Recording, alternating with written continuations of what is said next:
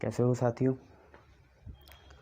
जैसे कि हम आपका dual nature of matter and radiation कर रहे थे, तो उसमें हमने आखिरी law of photo electric emission और फोटो इलेक्ट्रिक इफेक्ट का एक्सपेरिमेंट देखा था। अब हम उसी के बेस पे आइंस्टीन ने जो फोटो इलेक्ट्रिक की इक्वेशन बनाई है उसको देखेंगे, उससे रिलेटेड जितने भी ग्राफ्स हो सकते हैं वो देखेंगे, और आगे फिर हम देखेंगे कि ये फोटॉन्स की जो डिस्कवरी हुई तो उसके पीछे क्या क्या एक्सपेरिमेंट थे या क्या क्या जो तथ्य थे, फैक्ट थे, वो उसे सपोर्ट कर रहे थे। ठीक है, तो सबसे पहले हमें देखना है आइंस्टीन की फोटो इलेक्ट्रिक इक्वेशन। आइंस्टीन की फोटो इलेक्ट्रिक इक्वेशन देखेंगे हम लोग। ठीक है, तो देखो आइंस्टीन की फोटो इलेक्ट्रिक इक्वेशन सिर्फ इसी बात पे बेस है, फोटो इलेक्ट्रिक इफेक्ट पे, कि एक फोटोन आएगा, वो फोटोन जब मेटल की सरफेस से टकराएगा तो क्या हो सकता है, वो इलेक्ट्रॉन को एमिट करा देगा जस्ट। बट आइंस्टीन बहुत ऑप्टिमिस्टिक थे, इनकी जो थ्योरी थी या इनके जो थॉट एक्सपेरिमेंट थे वो इस बात पे आए, इस कंक्लूज़न पे आए कि फ़ोटॉन हम सफिशेंट एनर्जी का नहीं, एक्सेस एनर्जी का लेंगे कि उस फोटॉन पे इतनी भी एनर्जी हो जाए कि वो इलेक्ट्रॉन को रिमूव कर दे, इजेक्ट आउट कर दे, और साथ में कुछ एनर्जी बाकी इलेक्ट्रॉन पे बच भी जाए, जिसकी वजह से वो नाचेगा, गाएगा, खेलेगा या कूदेगा, मतलब उसे काइनेटिक एनर्जी भी मिल जाएगी। ये चीज़ें तो जितनी फॉर्म आएगी हम उसे बॉक्स में बंद करते रहेंगे। तो लिखते हैं, according to photo electric effect, according to photo electric effect, photo electric effect की वजह से a photon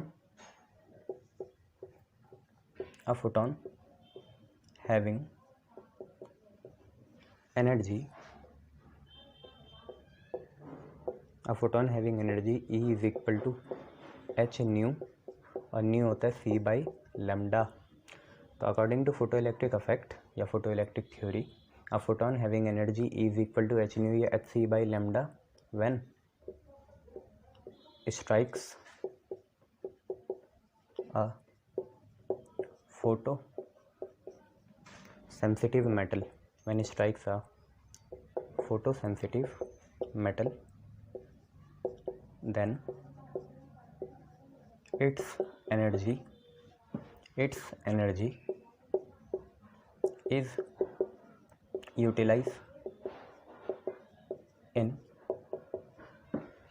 to major way, दो महत्वपूर्ण तरीक़ों से इस फोटॉन की एनर्जी हम यूज़ करेंगे। ठीक है, जो फोटॉन आया वो जब फोटो इलेक्ट्रिक सरफेस या photosensitive surface of the metal पे इंसिडेंट करेगा, स्ट्राइक करेगा, तो उसकी जो टोटल एनर्जी है E is equal to h nu या एच सी बाई लेमडा, वो दो पार्ट में या दो वे में यूज़ होगी। तो पार्ट ऑफ द एनर्जी, पहली है पार्ट ऑफ द एनर्जी, उस एनर्जी का कुछ part of the energy is used up to liberate the photoelectrons. मतलब ये जो एनर्जी है E is equal to h nu या एच सी बाई लेमडा, इसका कुछ पार्ट तो फोटो इलेक्ट्रॉन को लिबरेट या आज़ाद या इजेक्ट कराने में काम आ जाएगा। दैट इज़ वर्क फंक्शन, क्योंकि हमारा क्या होता है, वर्क फंक्शन होता है जिसे हम फाई नॉट से डिनोट करते हैं, और phi naught h nu naught भी होता है। आपको पता है थ्रेशोल्ड के साथ इसकी रिलेशन थी। थ्रेशोल्ड बस वो फ्रीक्वेंसी होती है कि बाहर निकल जाए, फाई नॉट भी बस उतनी एनर्जी कि बाहर निकल जाए। ठीक है, और दूसरा remaining part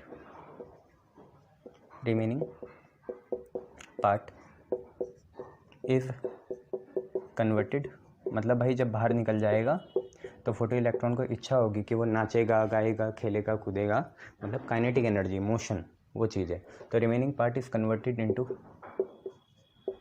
maximum kinetic energy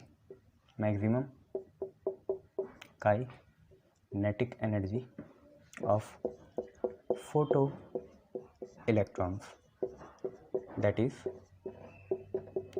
के ई मैक्स। और के ई मैक्स का आपको रिलेशन भी पता है क्या होता है, ई वी नॉट होता है। ठीक है, यह है।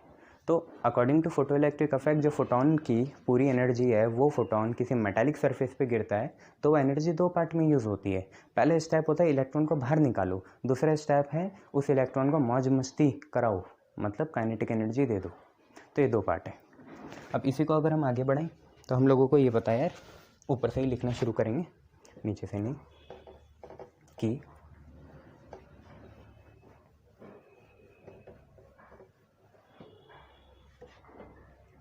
फोटॉन्स एनर्जी जो टोटल थी, photons energy is equal to work function, photons energy is equal to work function plus K E max, ये चीज़ है। ठीक है, अब फोटॉन्स की एनर्जी होती है ई, तो वर्क फंक्शन होता है phi naught plus kinetic energy maximum. तो पहले तो आप ये फॉर्म याद रखना, इसको हम बॉक्स में बंद कर रहे हैं। ठीक है, this is our first form. अब अगर हम ई को एच न्यू लिख लें तब भी बात सही है। ई को क्या लिख सकते हैं, एच न्यू, और यह है फाई नॉट, और काइनेटिक एनर्जी हमेशा हाफ एम वी स्क्वायर होती है। तो अगर काइनेटिक एनर्जी मैक्सिमम है तो वेलोसिटी ही मैक्सिमम होगी, मास तो फिक्स रहता है। तो एक तो यहाँ पे दूसरी फॉर्म आ गई। अब क्योंकि हमने पढ़ा था फाई नॉट जो होता है वो खुद भी एच न्यू नॉट होता है, जहाँ पे न्यू नॉट क्या होती है, थ्रेशोल्ड फ्रीक्वेंसी होती है, new frequency of the radiation है। ठीक है, तो ई की जगह एच न्यू, फाई नॉट की जगह एच न्यू नॉट, और हाफ एम वी स्क्वायर की जगह मैं लिख रहा हूँ अपनी मर्जी से के ई मैक्स। ये चीज़ मैंने लिख दी। अब क्या है, एक सिंपल सी बात है कि पहले तो मैं आपको बताते चलूँ न्यू क्या है। न्यू है frequency of incident radiation, frequency of incident radiation, जो हमारी आने वाली रेडिएशन है उसकी इंटेंसिटी है। और न्यू नॉट तो मेटल की प्रॉपर्टी है, तो न्यू नॉट तो होती है थ्रेशोल्ड फ्रीक्वेंसी। और ध्यान रखिएगा nu greater than equal to nu naught है, ऑब्वियसली ग्रेटर ही होगा यहाँ पे, तभी तो काइनेटिक एनर्जी बन पाई है। ठीक है, तो अब मैं एक काम कर रहा हूँ, क्योंकि हमें ये पता है कि सर जब आपने स्टॉपिंग पोटेंशियल लिखाया था तो आपने के ई मैक्स की वैल्यू ई वी नॉट लिख दी थी, तो बेटा मैं भी बोल रहा हूँ ठीक है, तो ये भी हम पे एक फॉर्म है, याद रखेंगे। और क्यों ना इन दोनों को साथ में ले आएँ, तो H nu minus H nu not बराबर बच्चे आपके आ जाएगा ई वी नॉट के। H nu minus H nu not कितने के बराबर आ गया, ई वी नॉट के। तो this is one of the best form इस चीज़ की। और क्योंकि बेटा न्यू होता है सी बाई लेमडा, तो देखिए यही क्या बना, एच ऐसी है, न्यू फ्रीक्वेंसी हो गया speed of light upon lambda, ठीक है, माइनस एच न्यू नॉट क्या होगा आपको भी पता है, सी बाई लेमडा नॉट होगा। अगर न्यू नॉट थ्रेशोल्ड फ्रीक्वेंसी है तो लेमडा नॉट क्या होगा, थ्रेशोल्ड वेवलेंथ होगा। तो आप लोग कहीं अलग से ऐसे ही लिख लीजिए, where lambda is the wavelength of incident radiation, lambda is the wavelength of incident radiation, और लेमडा नॉट क्या है, थ्रेशोल्ड वेवलेंथ है। थ्रेशोल्ड फ्रीक्वेंसी मिनिमम होती है, थ्रेशोल्ड वेवलेंथ मैक्सिमम होती है। तो H C by lambda minus H C by lambda naught कितने के बराबर, ई वी नॉट के। ठीक है बच्चे, एक ये फॉर्म आ गई, ये भी बेस्ट फॉर्म है। अब चलाक बच्चे एच सी कॉमन ले लेते हैं, तो हमारी फाइनल आइंस्टीन की फोटो इलेक्ट्रिक इक्वेशन आ जाती है। तो एच सी हमने कॉमन लिया, आपका आया 1 by lambda minus 1 by lambda naught, 1 by lambda minus 1 by lambda naught बराबर कितने के, ई वी नॉट के। This is our best possible final equation. ये हमारी फाइनल इक्वेशन हो जाएगी कि h c 1 by lambda minus 1 by lambda naught is equal to e V naught. This is our Einstein photoelectric equation. अब इस पे base बच्चों graph आते हैं, कैसे कैसे ग्राफ आएंगे तो आप देखिए कैसे कैसे आते हैं। इसे मिटाते,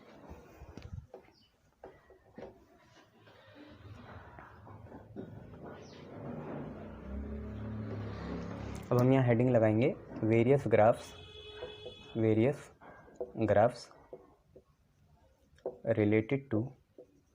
related to Einstein Einstein photoelectric equation, various graph related to Einstein photoelectric equation. ये हम लोगों को देखना है कितने ग्राफ्स बन सकते हैं आइंस्टीन फोटोइलेक्ट्रिक इक्वेशन से रिलेटेड। तो जैसे हमारा सबसे पहला ग्राफ आ जाएगा, पहला kinetic energy maximum versus frequency. देखो न्यू नॉट तो कांस्टेंट होता है बच्चे, फ्रीक्वेंसी जो हम पे जो वेरी करेगी रेडिएशन के हिसाब से, उसका और इसका ग्राफ हमें देखना है। तो आप ये देखिए, आपको पता है फोटोन की एनर्जी होती है एच न्यू, वर्क फंक्शन होता है फाई नॉट, और साथ में बच जाती है काइनेटिक एनर्जी मैक्सिमम। एम आई राइट? यस। तो आपको क्या करना है वो मैं आपको बता देता हूँ। आप फ्रीक्वेंसी को तो एक्स में ही रहने देना और के ई मैक्स को वाई में करना। तो मैं इसे लिख सकता हूँ h nu minus phi naught is equal to K E max. Clear है बच्चे? गुड। बच्चों वाई ये है एक्स, ये है एम और ये है सी। तो ये बनी y is equal to M X plus C की फॉर्म। y में काइनेटिक एनर्जी आएगी, x में आपका न्यू आएगा, ठीक है। x में आपका कौन आएगा? न्यू आएगा, ठीक है। और c आपका y इंटरसेप्ट हो जाएगा। क्लियर है? गुड। तो अगर हम इसका ग्राफ बनाएं, ये हमने ग्राफ बनाया, तो फ्रीक्वेंसी ऑफ द रेडिएशन तो आपकी x एक्सिस में आ गई, और जो आपकी काइनेटिक एनर्जी है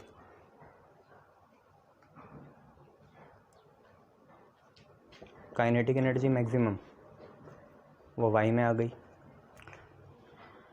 और साथ में आपका स्लोप होना चाहिए कितना?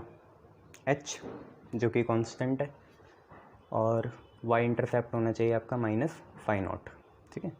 तो y इंटरसेप्ट मतलब ऊपर से बनेगी और नेगेटिव बनेगी। तो कैसा बनाना चाहोगे? y इंटरसेप्ट नेगेटिव वाला है ना, तो नीचे की साइड बनेगा ऐसे। देखो ये भी ऊपर वाला भी y इंटरसेप्ट होता है। अगर ये प्लस फाई नॉट होता तो ऊपर बन जाता, माइनस फाई नॉट है तो y में कहाँ बनेगा? नीचे। क्लियर है? तो ये आपका y इंटरसेप्ट हुआ, जिसे आप c बोलते हैं। c कितना है? Minus phi naught. तो ये हो जाएगा माइनस फाई नॉट, या जिसको हम एच न्यू नॉट भी कहते हैं, उससे भी काम चल जाएगा। और ये एक पर्टिकुलर पॉइंट पे काटेगा, इस पर्टिकुलर पॉइंट को बोलते हैं थ्रेशोल्ड फ्रीक्वेंसी। और ये जो एंगल बना थीटा, तो यहाँ पे m is equal to tan theta. आपका स्लोप कितना है? h है, और h एक तरह का क्या होता है? कांस्टेंट होता है। चाहे मेटल चेंज हो जाए बट कांस्टेंट क्या है? h ही रहेगा। तो ये पूरी तरीके से हमने ग्राफ बना लिया है। फ्रीक्वेंसी x में, काइनेटिक एनर्जी y में, y इंटरसेप्ट नेगेटिव है तो नीचे बना दिया माइनस फाई नॉट, या बहुत से इसे w नॉट भी लिखते हैं, कोई फ़र्क नहीं पड़ता। और स्लोप सबका ही क्या आएगा? h आएगा। मेटल चेंज होगा तो फाई नॉट चेंज हो जाएगा, बट स्लोप सबका एक ही आएगा। तो उसकी इंक्लिनेशन फ्रीक्वेंसी या एक्स एक्सिस के साथ क्या होगी? सेम ही होगी, उसमें कोई चेंज आने वाला नहीं है, ठीक है। यह आप बात याद रखना।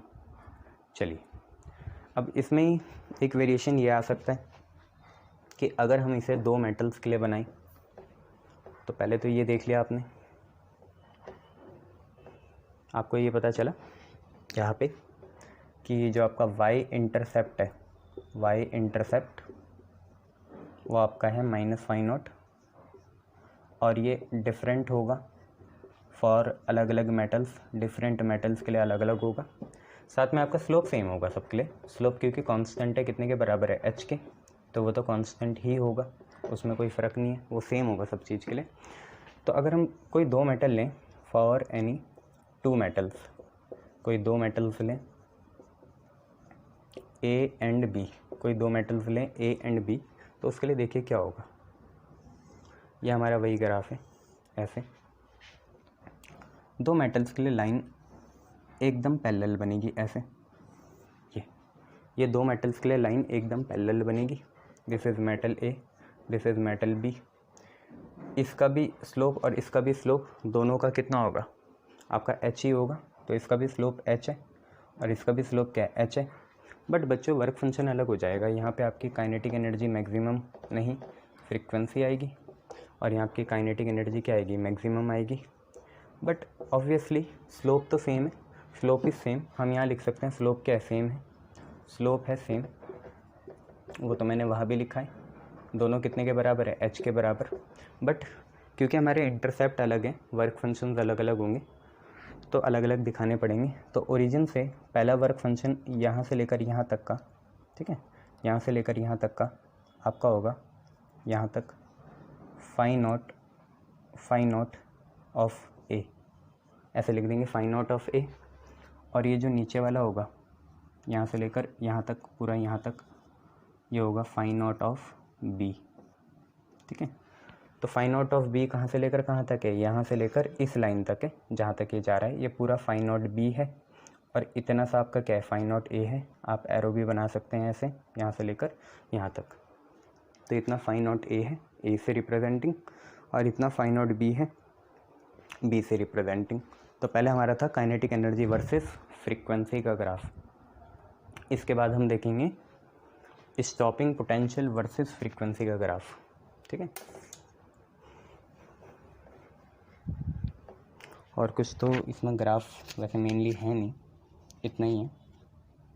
अब हम देखेंगे स्टॉपिंग पोटेंशियल वर्सेस फ्रीक्वेंसी का ग्राफ। ये हमारा दूसरा ग्राफ है।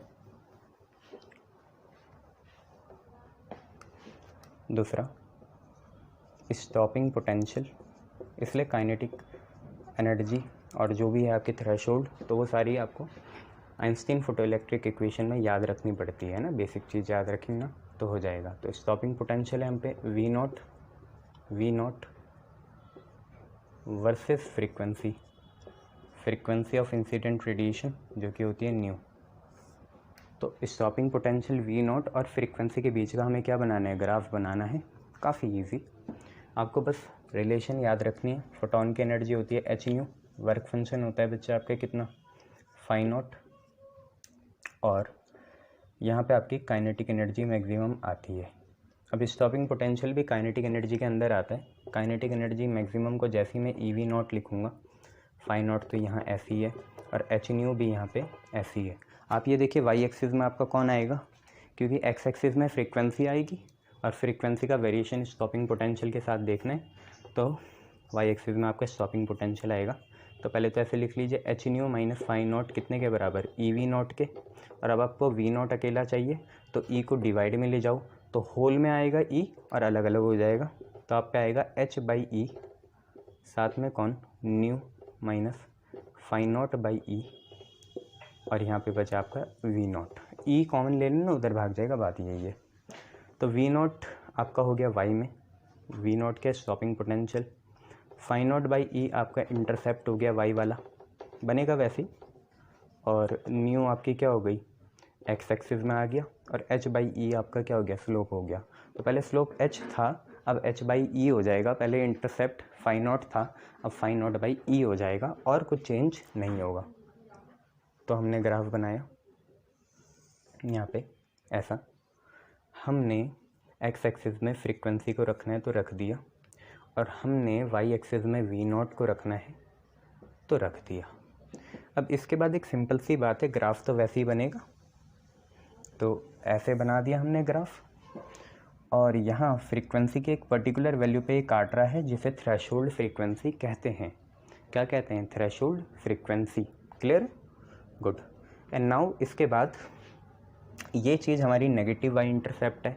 आज भी हमने देखा इंटरसेप्ट नेगेटिव ही है, तो यहाँ से लेकर यहाँ तक की वैल्यू हो जाएगी माइनस फाई नॉट बाई ई। कहाँ से लेकर कहाँ तक, यहाँ से लेकर यहाँ तक, ये पूरी value minus phi naught by E हो गई। और जो हमारा स्लोप आया ये तो थीटा होगा, बट स्लोप जो आएगा मतलब टेन थीटा, वो बराबर होगा बच्चे कितने के, एच बाई ई के। एच भी कांस्टेंट होता है, ई भी कांस्टेंट होता है, तो ये पूरा क्या है, कांस्टेंट। बट ये मेटल से मेटल वेरी करेगा, क्योंकि ई तो फिक्स है बट फाई नॉट फिक्स नहीं है। तो इंटरसेप्ट डिफरेंट आएंगे, intercept I N T intercept है आपका, इंटरसेप्ट डिफरेंट आएंगे, बट स्लोप क्या आएंगे, सेम आएंगे किसी दो मेटल के लिए, किसी दो मेटल्स के लिए। क्लियर है इतना, गुड। नाउ एक काम करते हैं, दोबारा बनाते हैं इस ग्राफ को दो मेटल्स के लिए और चेक करते हैं हम कहाँ तक पहुँच पाए हैं सही। तो इसको मिटाया और हमने दो मेटल्स को कंपेयर करने के लिए बनाया। तो फॉर टू मेटल्स, दो मेटल्स हैं ए और बी, उन्हें कंपेयर करने के लिए बनाएंगे। तो ये हमने ऐसा बनाया और दोनों मेटल के स्लोप तो सेम है, तो दोनों कैसी लाइंस बनेगी, पैरेलल लाइंस बनेगी बच्चों। पैरेलल बनाने की कोशिश करिएगा आप लोग। तो पैरेलल लाइंस आ गई। अब अगर ये पैरेलल लाइंस आ गई, आपको पता है दोनों के स्लोप सेम है, स्लोप क्योंकि सेम ही होगा, कितना है h/e, ये भी कांस्टेंट और h/e ये भी कांस्टेंट, बट इंटरसेप्ट अलग होंगे। ये पहले वाले का इंटरसेप्ट है -φ0 a/e और ये वाला नीचे वाला है -φ0 b/e। ठीक है, यहाँ से लेकर इतना आपका है -φ0 a/e, मतलब पहले वाले a का, और ये जो नीचे वाला है यहाँ से लेकर यहाँ तक, ओरिजिन से नीचे तक, तो वह है -φ0 ऑफ b/e। यहाँ पे आपकी फ्रीक्वेंसी, यहाँ पे आपके स्टॉपिंग पोटेंशियल। क्लियर है? गुड, क्लियर, शाबाश। b पूरा है वहाँ तक, लाइन तक, ओरिजिन से। क्लियर इतना? गुड। नाउ मैं चाहूँ तो और ग्राफ किस किस के बीच में बन सकते हैं, तो और ग्राफ दो आप खुद ट्राई करके देखना, तीसरा और चौथा किसके बीच में। तीसरा हमें देखना है, खुद करना है ये आप, kinetic energy maximum versus wavelength. Wavelength lambda होता है ना, वेवलेंथ लैम्डा। ठीक है, ये देखना, तो ये ऐसा आएगा ग्राफ, वो ऐसा आया था, ये ऐसा आएगा। और चौथा आप खुद देखना, kinetic energy maximum versus, kinetic energy नहीं, stopping potential V0 versus wavelength lambda, wavelength lambda के साथ। ये भी आपको खुद देखना है बच्चों। क्लियर इतना? शाबाश। और इसके बाद जब हम ये सारी चीज़ें कर लेंगे तो हम पे एक चीज़ और आती है कि ऐसी क्या आफत आ जाती है कि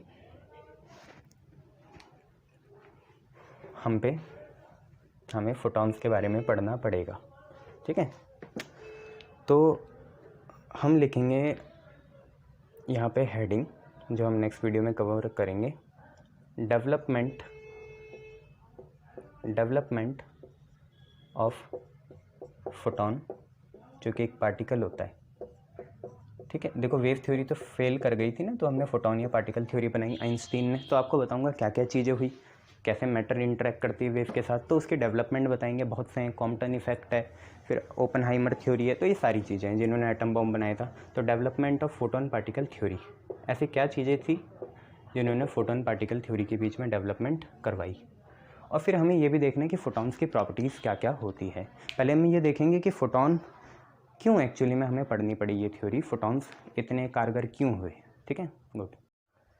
चलिए, तो अब हमें समझना है कि ऐसे क्या एक्सपेरिमेंट या ऐसे क्या सर्कमस्टेंसेस आगे थे कि लोगों ने फोटॉन थ्योरी को भी एक्सेप्ट करा कि लाइट में टाइनी पॉकेट्स या पैकेट्स ऑफ एनर्जी होते हैं, जिन्हें हम क्वांटा या फोटॉन कहते हैं। इसके बारे में हमें समझना है। तो डेवलपमेंट ऑफ फोटॉन या पार्टिकल थ्योरी क्या है कि पहला पॉइंट तो हमें ये पता चला कि it is observed that when light वही फोटो इलेक्ट्रिक अफेक्ट वाली जो लाइट गिरती है ना, वही चीज़। हमें तो पहले से पता है फोटॉन है, बट उन्हें नहीं पता था। तो when light interact with matter, जब लाइट इंटरेक्ट करती है मैटर के साथ, मैटर कौन है, वही मेटालिक या फोटोसेंसिटिव प्लेट या मेटल की प्लेट जिससे हमें फोटो इलेक्ट्रॉन्स को एमिट करना है। तो it is observe that when light interact with matter it behaves as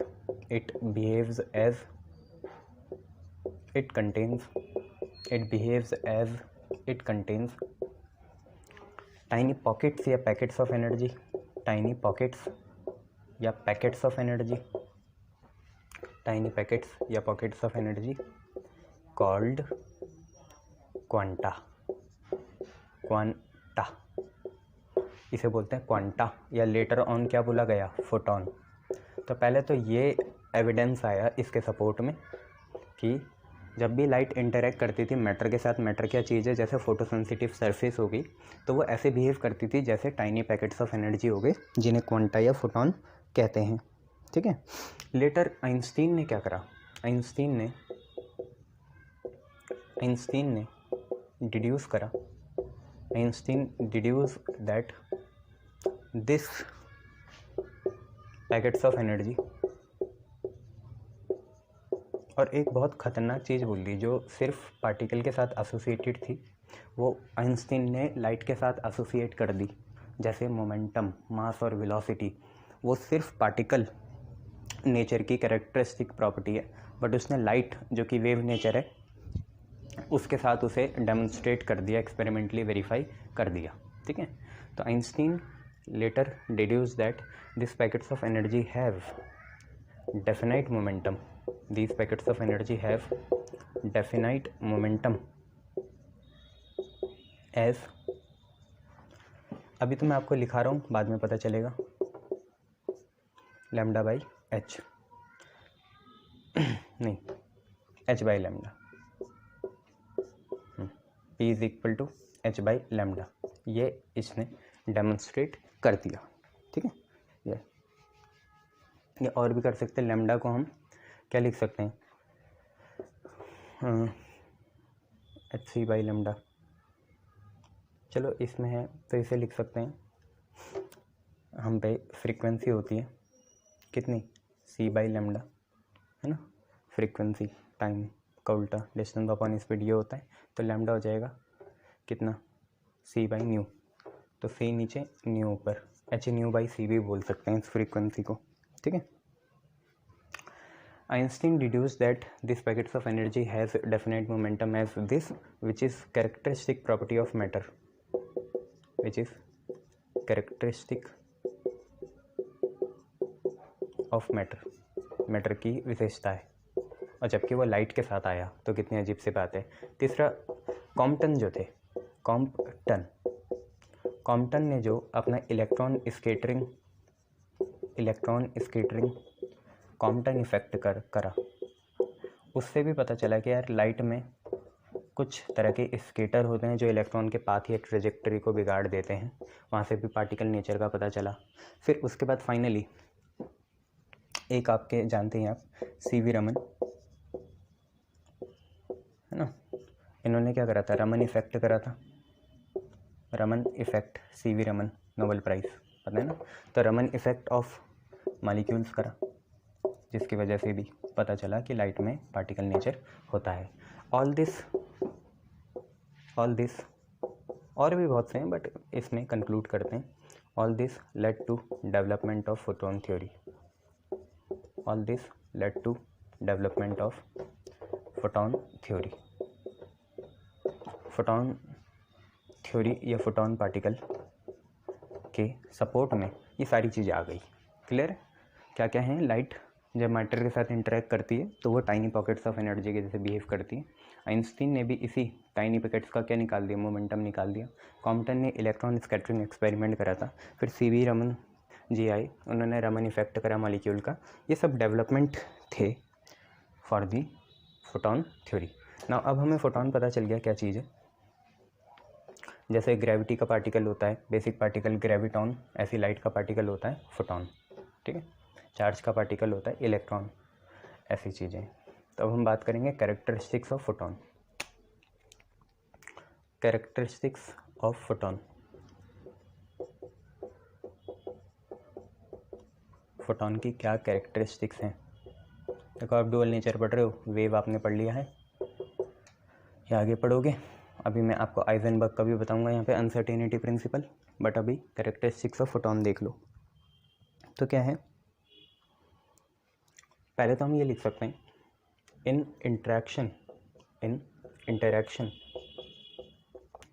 interaction of radiation with matter. जब कोई रेडिएशन मैटर के साथ इंटरेक्ट करती है, ये फॉर्मर है, ये लेटर है। तो फॉर्मर बिहेव मतलब radiation behave, former behaves as it is made up of some particles, कुछ पार्टिकल से मिलके बनी है ये। पार्टिकल ही पार्टिकल को निकाल रहा है, फोटोन एनर्जी देके इलेक्ट्रॉन को निकाल रहा है। पहली ये चीज़ है, ठीक है। अब particle known as photon, known as photon. तो जब रेडिएशन मैटर के साथ इंटरेक्ट करती है तो रेडिएशन ऐसे बिहेव करती है जैसे वो किसी पार्टिकल की मिलके बनी है, जिन पार्टिकल को हम फोटोन या क्वांटा कहते हैं, फोटोन या क्वांटा कहते हैं। अब हर फोटोन की एनर्जी एक जितनी होती है irrespective of their frequency wavelength. तो ईच फोटोन, हर एक फोटोन पे एनर्जी होती है E is equal to h nu, और आइंस्टीन ने इसका मोमेंटम भी बता दिया था कितना होता है, जो सब पार्टिकल की प्रॉपर्टी है। लाइट के अंदर है, क्या करें, कितना जूल जला पाए देख लो। न्यूटन्स ने भी कॉर्पस्कल थ्योरी दी थी, वो अलग चीज़ है। तो lambda is equal to h upon p, तो यहाँ से पी भी निकाल सकते हैं हम, कितना आएगा एच बाई लैम्डा, ठीक है। हैज़ एनर्जी इतना और मोमेंटम इतना, ये मोमेंटम है।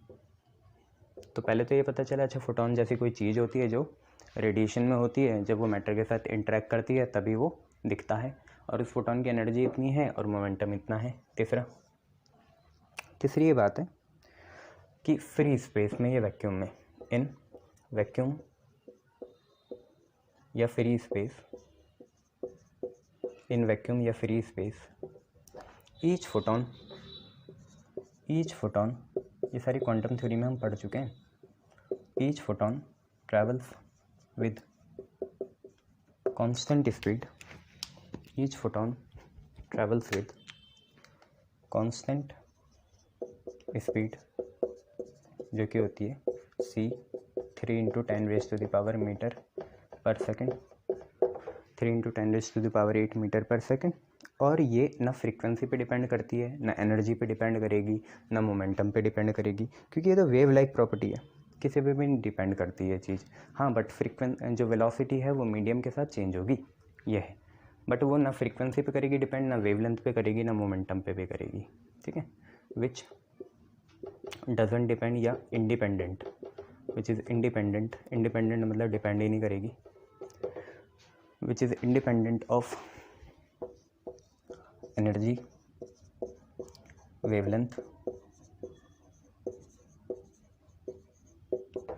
और फ्रीक्वेंसी या मोमेंटम, इस पर डिपेंड नहीं करती। बट अलग अलग मीडियम में वेलोसिटी अलग अलग होगी, ठीक है। बट वैल्यू या magnitude of photons speed is different in different medium, अलग अलग मीडियम में अलग होगी। डिफरेंट इन डिफरेंट मीडियम, अलग अलग मीडियम में अलग होगी। इसका मतलब आप समझे, इसका मतलब ये है कि वैक्यूम में चाहे एक फोटोन की एनर्जी कितनी भी हो, मोमेंटम कितना भी हो, वेवलेंथ कितनी भी हो, फ्रीक्वेंसी कितनी भी हो, सबकी एनर्जी सेम होगी। बट अगर हम चाहे सेम फोटोन लें बट मीडियम अलग अलग हो तो उनकी वेलोसिटीज़ अलग होगी। लाइट की पानी में अलग होगी, अमोनिया में अलग होगी, बेंजीन में अलग होगी, CCl4 में अलग होगी, एयर में अलग होगी। तो ऐसी चीज़ें, ठीक है, डिफरेंट मीडियम में अलग है। अब फिर नेक्स्ट कि all radiation photons have same energy, जो कि E is equal to h nu है, and momentum. All radiation photons have same energy and momentum. Momentum आपको पता है कितना है, h by lambda है, irrespective of the intensity. Intensity पे डिपेंड नहीं करता। देखो इंटेंसिटी बस ये बताता है कि एक फोटोन जिसकी energy E is equal to h nu या HC बाई लैम्डा है, वो पर सेकंड पर यूनिट एरिया कितने गिर रहे हैं, बस वो ये बताता है कितने गिर रहे हैं। वो ये नहीं बताता कि कितने एनर्जी के हैं, वो बस ये बताता है अच्छा एक एनर्जी है E is equal to h nu, ऐसे फोटोन पर सेकंड पर यूनिट एरिया में कितने गिर रहे हैं। किसी मेटल सरफेस में, या कितने नॉर्मली पास हो रहे हैं किसी यूनिट एरिया से पर सेकंड। बट वो एनर्जी के बारे में ही नहीं बताता, एनर्जी में वो भेदभाव नहीं करता, सबके एनर्जी सेम है। इंटेंसिटी 5 मतलब ऐसे E is equal to h nu वाले 5 फोटॉन्स यूनिट एरिया में 1 सेकंड में गिर रहे हैं। और इंटेंसिटी 10 मतलब क्या हुआ कि ऐसे ही E is equal to h nu वाले फोटॉन्स आपके यूनिट एरिया में 10 पास हो रहे हैं नॉर्मली, ये चीज़ है, ठीक है। तो ऑल रेडिएशंस या photon have same energy and momentum irrespective of intensity of radiation या लाइट। क्लियर है, शाबाश। नाउ इसके बाद बस ये है कि फोटॉन कभी रुकता नहीं है, रेस्ट मास फोटॉन का 0 होता है। फोटॉन रुकता नहीं है, कभी चलता ही रहता है हर समय, कभी रुकता नहीं है वो, ठीक है। तो ये चीज़ है, तो मेरे हिसाब से वो हमारा 5 नंबर होगा कि rest mass of photon is 0। Photon का रुका हुआ मास कितना होता है, 0 होता है, द्रव्यमान बोलते हैं मैं इस मास को। बट इसका जो डायनामिक मास होता है, डायनामिक मास मतलब चलते रहने वाला मास, वो कैसे निकलेगा यार, E is equal to MC square होता है नहीं होता है। E is equal to MC square, तो M क्या हुआ, E बाई C स्क्वायर हुआ, E बाई C स्क्वायर, ये याद रखना। और E को आप एच न्यू भी डाल सकते हो, कोई दिक्कत नहीं है, उससे भी चलेगा, ठीक है। तो E को अगर एच न्यू डाल लो तो ये हो जाएगा H new by C square. दूसरी बात देखिए, फोटॉन न्यूट्रल होता है, photon is neutral, photon neutral होता है। अगर हमारी बॉडी से पर सेकंड करोड़ों फोटॉन्स गुजरते हैं, अगर ये चार्ज पार्टिकल होता तो हमारी बॉडी फिर जिंदा नहीं रहती, जल फूक जाती, ऐसी बात है। तो फोटॉन्स इज़ न्यूट्रल, फोटॉन क्या होता है, न्यूट्रल होता है, दैट इज़ न्यूट्रल है। तो ना इसे इलेक्ट्रिक फील्ड डिफ्लेक्ट कर पाएगी, ना magnetic field, that is it can't be deflected, it can't be deflected by electric field और मैग्नेटिक फील्ड। इसे ना इलेक्ट्रिक फील्ड डिफ्लेक्ट कर सकती है, ना इसे मैग्नेटिक फील्ड डिफ्लेक्ट कर सकती है, ठीक है, शाबाश। अब एक फाइनल चीज़ यह है कि जब फोटॉन और पार्टिकल का कोलिजन होता है या इंटरेक्शन होता है, फोटॉन पार्टिकल कोलिजन या इंटरेक्शन, फोटॉन पार्टिकल कोलिजन या इंटरेक्शन, फोटॉन पार्टिकल का जब कोलिजन या इंटरेक्शन होता है तो टोटल एनर्जी और जो मोमेंटम होता है, टोटल एनर्जी एंड मोमेंटम, ये कंजर्व रहता है। ये क्या रहता है, कंजर्व रहता है। टोटल एनर्जी और मोमेंटम तो कंजर्व रहेगा, ये तो एक बेसिक फंडामेंटल लॉ है यूनिवर्स का। बट नंबर ऑफ फोटॉन्स कम हो सकते हैं या बढ़ सकते हैं, ये है बात। नंबर कम ज़्यादा हो सकते हैं, फोटॉन्स कम ज़्यादा हो सकते हैं, कुछ नहीं, फोटॉन्स ने अपनी एनर्जी इलेक्ट्रॉन को दे दी, बट वो एनर्जी तो इलेक्ट्रॉन को मिल गई ना, तो टोटल एनर्जी क्या है, फिक्स है, इधर से उधर हुई, इसकी टोपी उसका सर, बट वो कम हो गए तो क्या फ़र्क पड़ता है, एनर्जी तो सेम है। बट नंबर ऑफ फोटॉन्स में इंक्रीज और डिक्रीज, में इंक्रीज और डिक्रीज। तो यहीं से हमने सारी फोटॉन्स की प्रॉपर्टीज़ लिख ली हैं। अब चाहें आप तो अब हम आगे बढ़ते हैं और आगे ज़रा हम देखते हैं वेव नेचर ऑफ मैटर का हम देखना चाहेंगे क्या, वेव नेचर। Clear, good. अब इसमें मैं आपको 2-3 बातें बताना चाहूँगा वेव नेचर ऑफ मैटर से पहले। वेव नेचर ऑफ मैटर के बारे में डी ब्रॉगली ने बताया, ठीक है।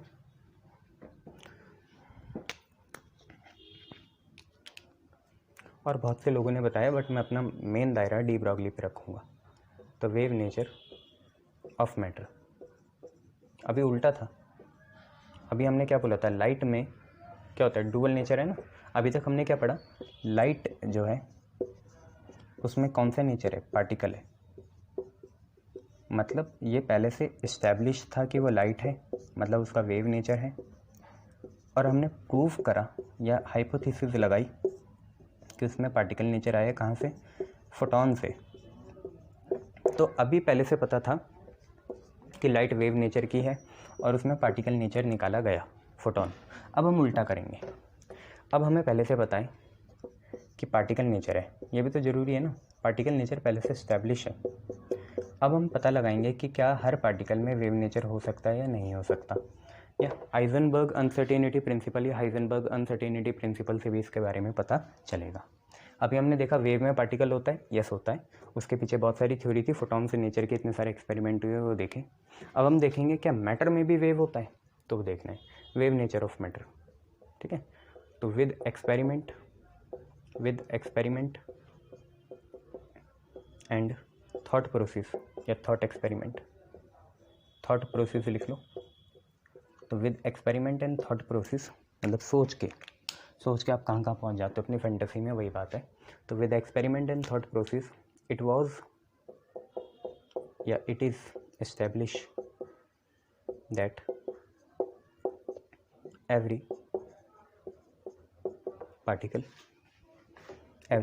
particle has its own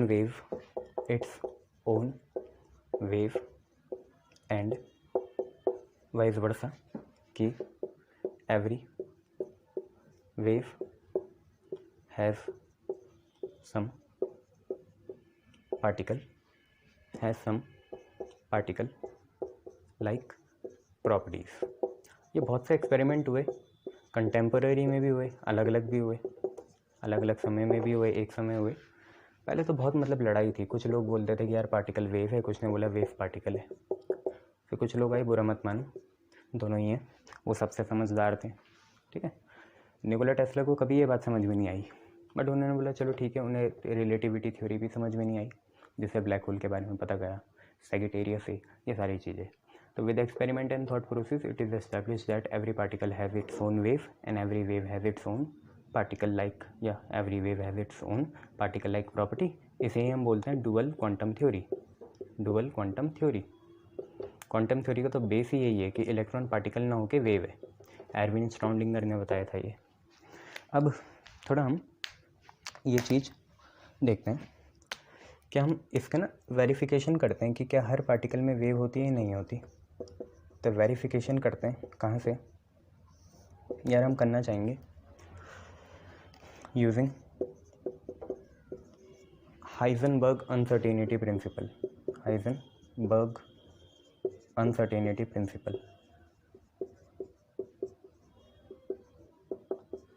ये इसका वेरिफिकेशन भी हो जाएगा कैसा होता है या नहीं होता, ठीक है। तो वेरिफिकेशन है ये किसका, for the wave like theory in particle, क्योंकि पार्टिकल का वेव मतलब वेव में पार्टिकल तो हमने देख ही लिया फोटॉन से,